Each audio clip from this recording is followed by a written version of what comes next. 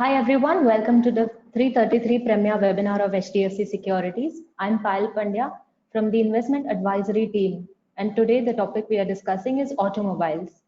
To discuss this, we have Aditya Makharia from the from the HDFC Security Research team. Hi Aditya. Yeah, So hello everybody. Hi Payal. Aditya comes with a very rich experience of more than a decade tracking this sector and has been associated with HDFC Research for over 2 years. So, Aditya, when we talk about automobile sector, we have been about 7 months into the lockdown, and the first quarter was nearly kind of a washout for each sector. But come second quarter, everything has started improving, and so has the sales numbers, the sentiment towards people wanting to own their vehicles and travel because people are less, they want to become more cautious and want to avoid public transport. So whatever in the starting segments of be it two-wheeler or the four-wheelers, the demand started increasing. So it's been expected even in the festive seasons. But in all of this, of course, we have seen the auto stocks run up massively over the last 6, 7 months. So starting from 31st March, just to give a few numbers for the listeners, while Nifty gained, as of today afternoon, Nifty has gained about 34%, Nifty Auto has gained about 63%, and top stocks like Maruti, Hero, Endurance have grown anywhere between 60 to 75%. So, how do you see this going ahead since we are still positive on the auto sector and everything looks all rosy? How is the future panned out for these? Sure. Payal, that's a good backdrop which you gave.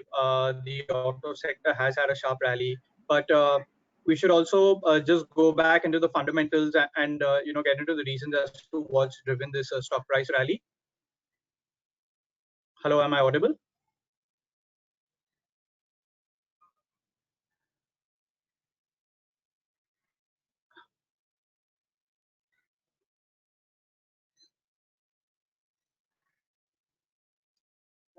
Hello.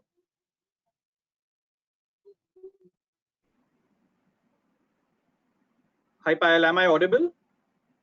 Yes, now you're audible. Okay, Please continue. thank you. Yeah, sure. So as I was saying, if we get into the fundamentals as to what has happened in the auto sector, please remember that when we went into the lockdown, the pessimism was maximum in auto stocks because clearly, with incomes going down, there was a fear that sales will collapse for this sector. And perhaps the aspect of personal mobility was not appreciated well by the street. So therefore, when the COVID hit us, you saw that the auto stocks had a sharp fall. Subsequently, the volumes recovered, as you rightly said. Everybody is very cautious. They are not only cautious in the larger cities, but consumers are even cautious in the smaller towns where there is not that much spread of COVID. Semi-urban areas, areas with population of maybe well below a million. Even out there, we were seeing that people did not want to use public transport and in fact have their own vehicle to use. This was one very obvious reason why auto sales did well. The second reason was that rural India has been a big market for auto stocks in the last 6 months. What do I mean by this is rural anyway accounts for anywhere between 40 to 60% of auto sales on an average. And what we did see is that India was blessed with two consecutive monsoons, which were very healthy. So be it 2019 or 2020, the rainfall was 8 to 10% above normal. If I remember well in history, I don't think in the past 2 decades we have seen such good rainfall happening for 2 consecutive years. This coupled with the government initiatives for the rural sector, in the lockdown, we all know that the government stepped up the Manrega spends, which is the NREGA scheme. The government in general has been pumping a lot of money into rural, be it growth in agri credit or be it direct farm subsidies, which are now going to the directly to the farmer's pocket and not via some other means. So the rural economy as such has been a lot more resilient through this entire COVID period, as compared to the urban side. So these two factors led to growth in the or a revival in the auto volumes. We expect that the first round of pent up demand, so to say, which had come from rural and from certain segments on the urban side, would have probably played out. From here on, we do see if I look at sector volumes today, we are at pre-COVID levels now. Okay. So we are recovered where we were maybe in last Feb or last Jan or last Feb for that matter. The way ahead is, we do expect that the sales will continue. The automobiles will continue to sell because COVID is still is pretty much amongst us. It's not yet gone away. While the recovery rates have picked up, the general fear is definitely there. On the positive side, we are seeing economies open up. In India, we are seeing there's been unlock 5. A lot of markets have now opened up, including the large centers of Delhi, Bombay, Chennai. Your large metros. So now we are seeing a pickup in demand in the urban centers, and that is where we think that that will drive the next leg of volumes for the auto sector per se.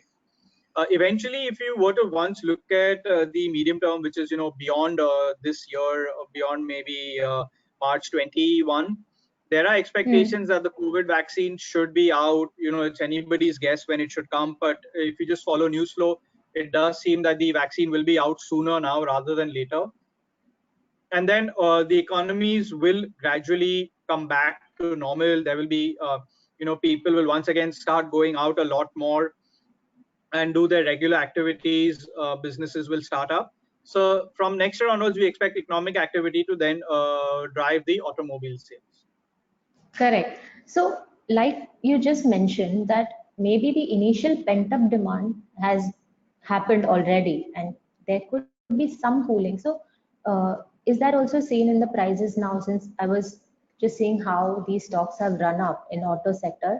In October alone, while Nifty gained about 3%, barring Maruti, which gained about 2.3%, Nifty Auto has been down 2.5%, and likes of Hero and Endurance, which are otherwise very strong companies, have lost about 11 and 9% respectively. So is this also seen in the kind of numbers?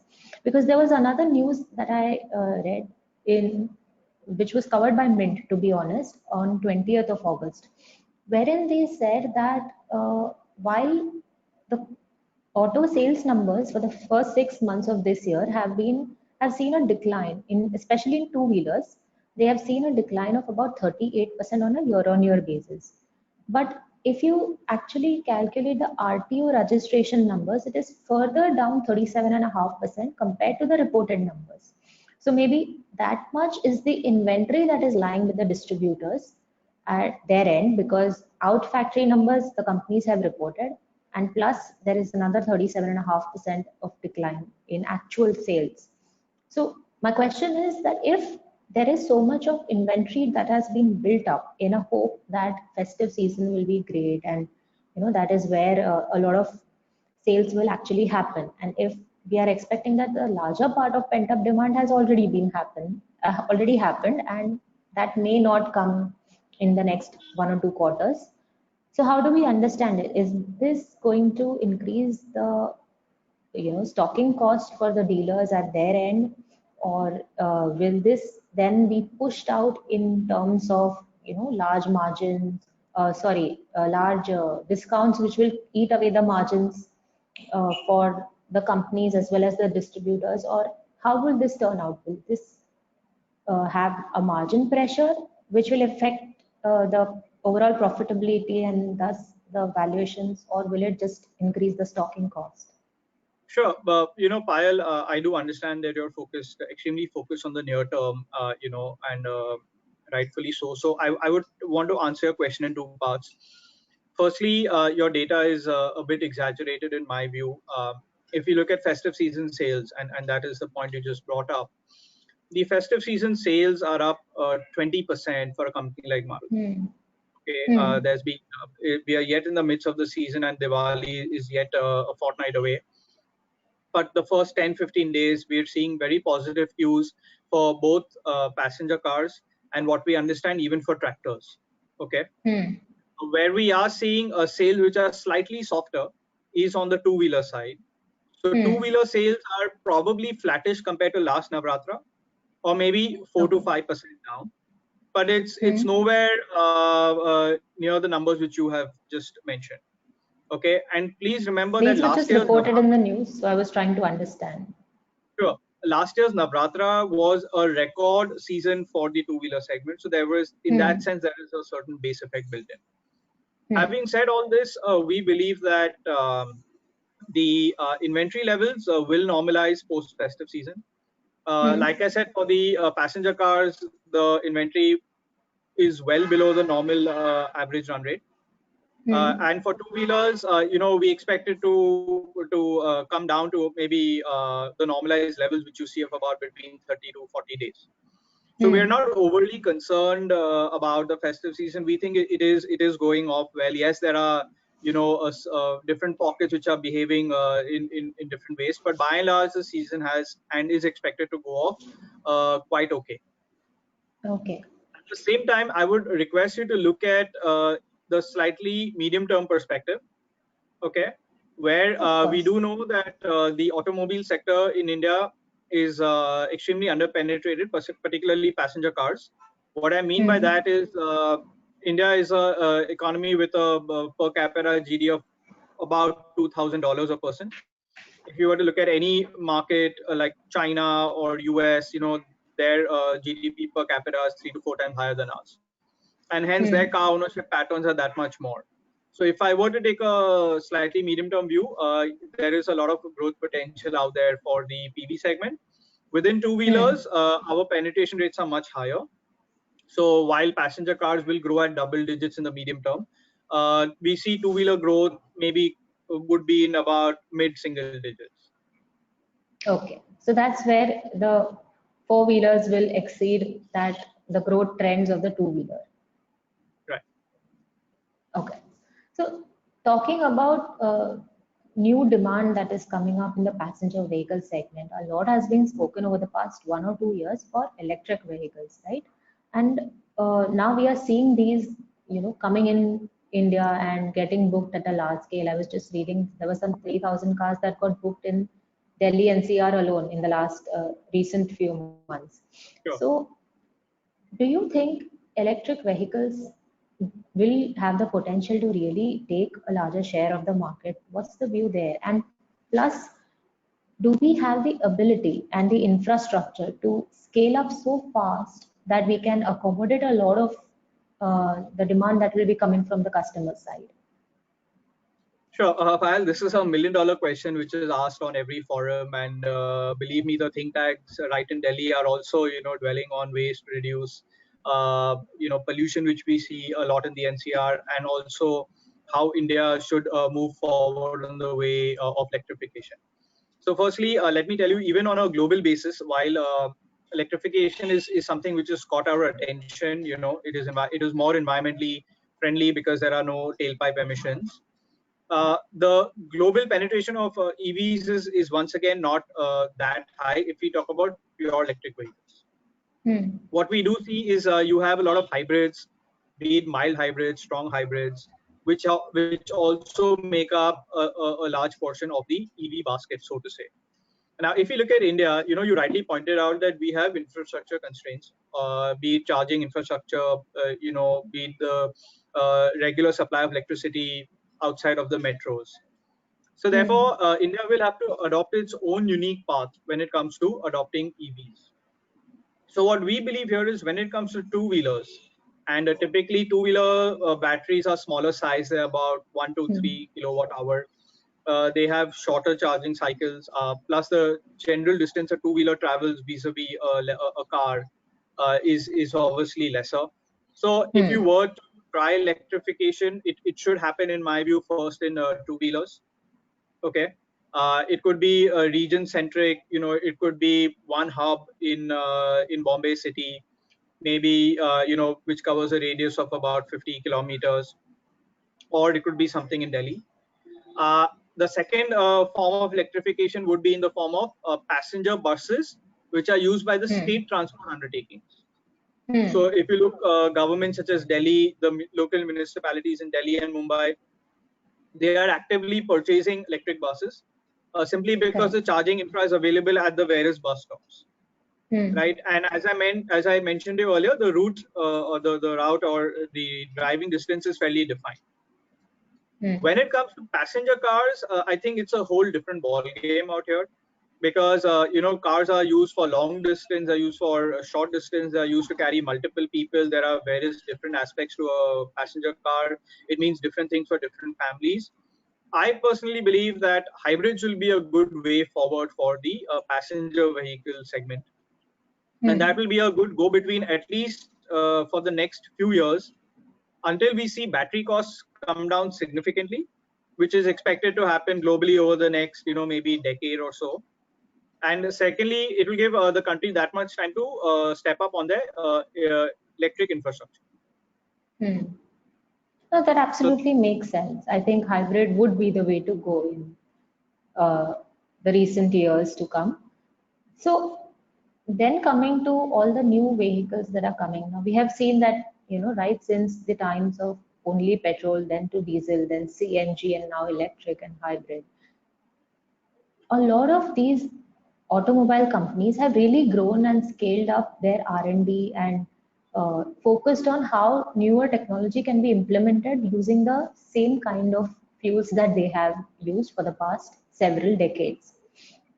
How do you think are these companies, scaling up their R&D, and what are their views going ahead when it comes to the R&D cost? Is it only going to be into, providing newer technologies, fuels, or how do they plan their R&D, and what is the target ultimately? So Payal, this is again a very broader question which you have spoken about. Let me give you a brief backdrop as to how the Indian automobile market is now pretty much rubbing shoulders with all the global players out there. So if you were to look at two-wheelers and four-wheelers, there are different shades to the R&D which you mentioned about. On the two-wheeler side, India does about 20 million two-wheelers a year, and we are the largest global market for gasoline-based two-wheelers. What this has done is it's made India a low-cost hub for manufacturing two-wheelers for global OEMs. Okay, what do I mean by this is today, be it a Triumph, be it a KTM, which are very marquee brands, and they are associated with racing and adventure biking and those sort of things. Companies such as Bajaj, companies such as TVS Motors, they have tied up with BMW. So TVS has tied up with BMW to make sub 500cc bikes for them, and these bikes are sold around the world. Hero recently, just 2 days ago, announced the agreement with Harley Davidson. You would have read about that. So they will be making low powered bikes for Harley for their global markets. So the Indian technology has evolved significantly, where we are now, emerging as a manufacturing hub for all your Western brands on the two-wheeler side. So I think this is a moment of glory for the Indian engineering companies to have achieved such a feat. Having said this, these companies absolutely. Right. So these companies are also working on their electric two-wheelers. So we are seeing every company, be it Bajaj, be it TVS, be it Hero, they all have launched the EVs in the market or are in the process of launching it in the next year or so. There are several smaller players as well, at least on the two-wheeler side, which have launched various forms of electric vehicles. Their performance and their pricing is all over the place depending on the range they provide and the life of the product. But we are seeing proliferation of the EVs by almost every player as well as all the startups out there. When it comes to the passenger car space, the R&D you mentioned about, let me just give you a small statistic. Of the roughly 3.5 to 4 million vehicles which are there, which are produced every year in India. About 20% is exported globally. And what we export is small cars, like your Hyundai i10s, like your Maruti Baleno, Maruti Swift. These kind of vehicles are exported to all the markets in Europe, in Africa, and also in Asia. So India has emerged as a export hub for small cars, because those are the cars which we make in India for our own consumption as well. At the same time, you have seen companies like Tata Motors, which have bought marquee brands such as Jaguar Land Rover, or Mahindra bought this company SsangYong, which is Korean.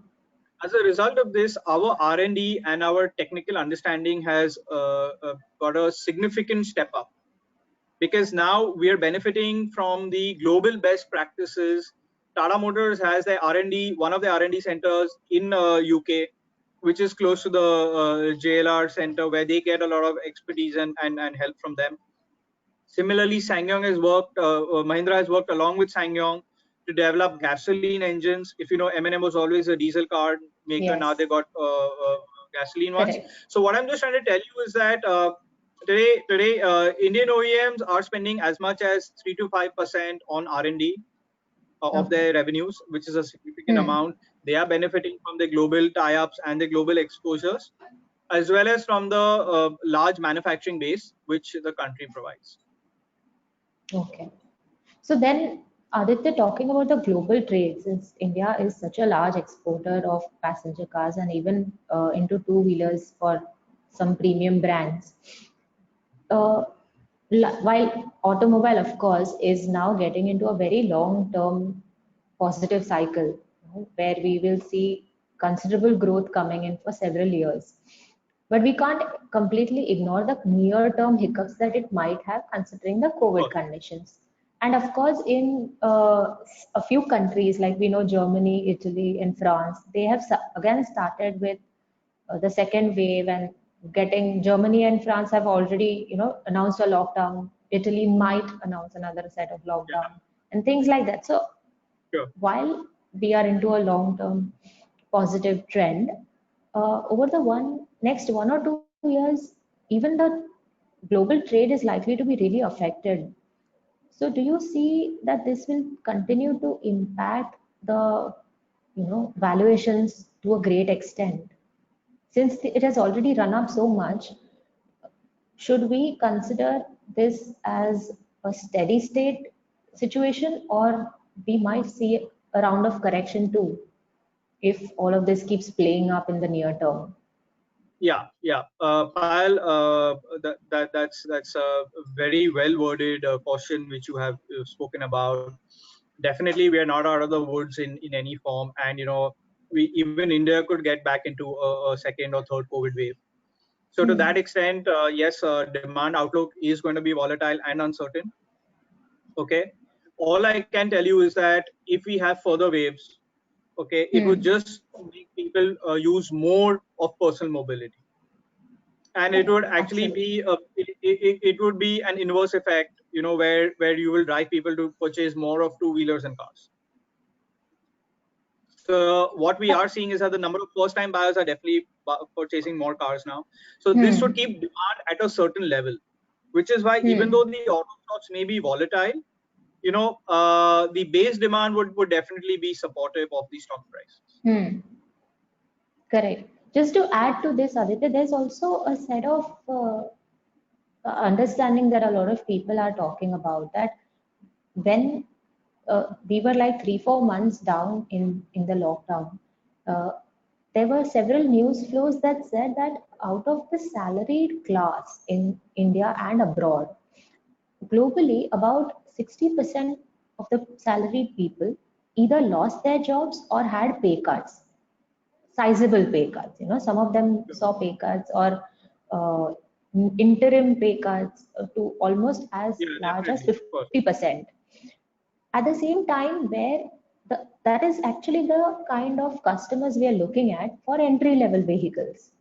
So how does this then balance out? Because they are the people who have, to some extent, have to compromise on their ability to spend money, and at the same time these are the kind of people who are likely to spend money for the same things.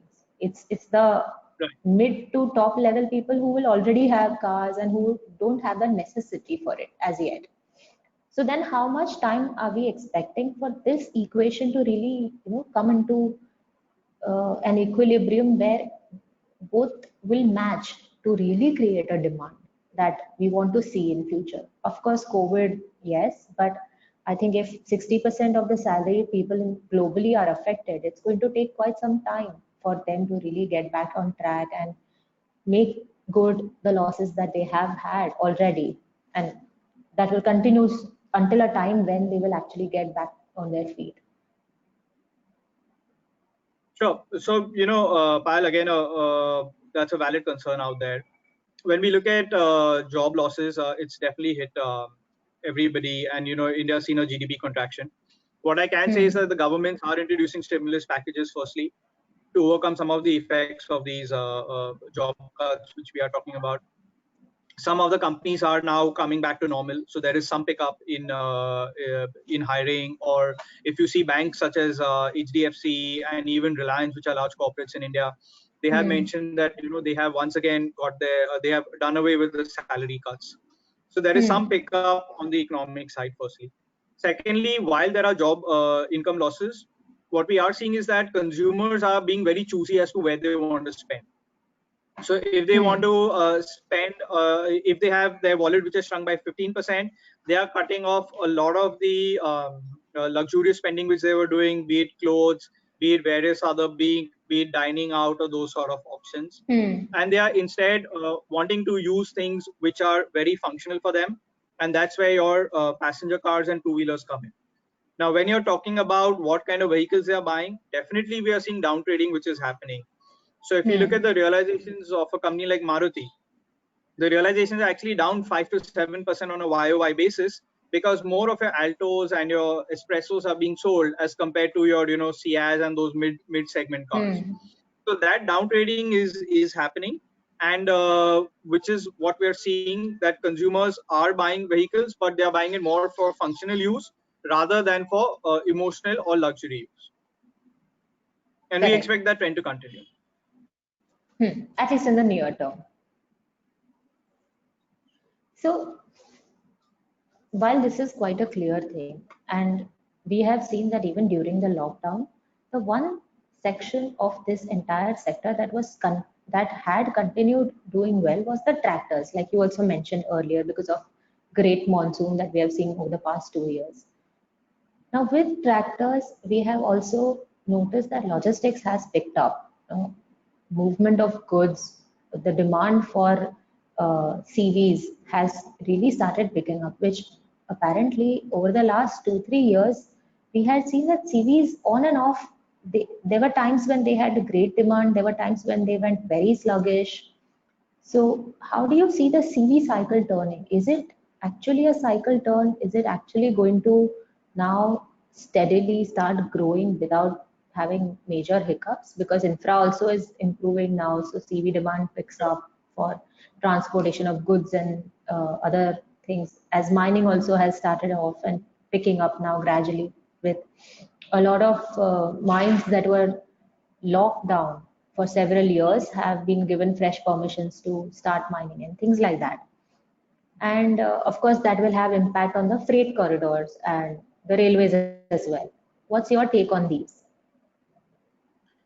Sure. So, Pal, because I look at logistics as well along with autos, we cover all various modes of transportation. So what we are seeing is that commercial vehicle sales had taken a huge dip. They were down something like 80%, much more than cars and two-wheeler. Because clearly, if there is no economic activity, there's no need to buy a vehicle. Even your existing truck will be idling, so utilization levels will be falling down. What we expect is first for utilization levels to start coming up, which has now slowly started happening.